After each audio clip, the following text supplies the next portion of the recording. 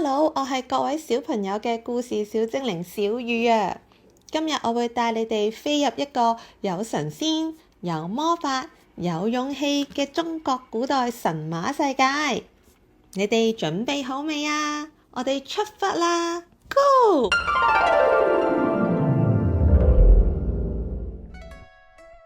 今日同大家講嘅故事係哪吒鬧海。喺好耐好耐以前，有個小村莊叫做陳塘關，村民日日都過得好唔開心喎。點解啊？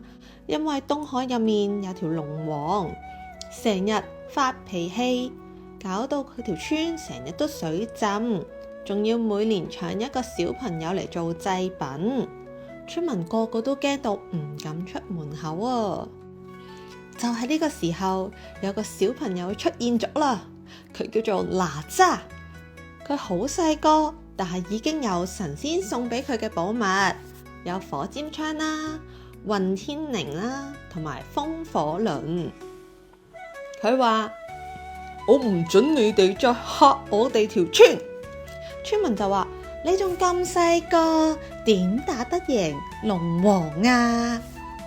哪吒就答佢啦：我想保護大家，就一定要試。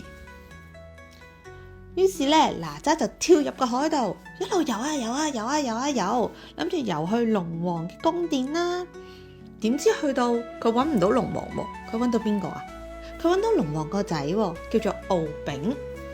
敖丙就話啦：你敢打我？我係龍王三太子嚟噶。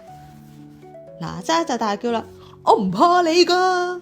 然後佢哋就打起上嚟啦，火花閃閃，海水翻滾，最終敖丙都係輸咗。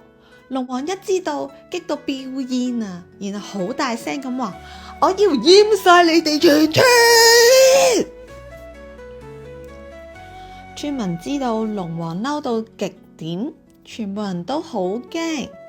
哪吒就話啦：係我打敗咗敖丙嘅，唔應該連累你哋，我願意自己承擔呢個後果。就喺呢個時候，哪吒嘅媽媽就喊住咁話：唔得啊，你仲咁細個。但係哪吒已經決定咗，佢用佢嘅火尖槍刺向佢嘅胸口，決定還翻一個人情俾龍王。天上面嘅神仙太乙真人見到哪吒咁有勇氣，就用神力幫佢重生。太乙真人話：我會用蓮花令你以後唔再怕任何災難噶。哪吒就喺蓮花盛開嘅裏邊重新出現啦。村民見到佢返嚟，開心到不得了啊！哪吒就話啦：以後我會繼續保護大家噶。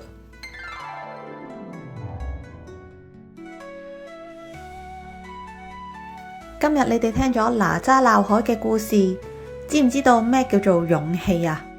唔係亂咁打交，而係為人着想，敢於承擔自己做過嘅事。你又有冇試過為朋友企出嚟呢？歡迎留言話俾小雨精靈知啊！我哋下次再見啦，拜拜！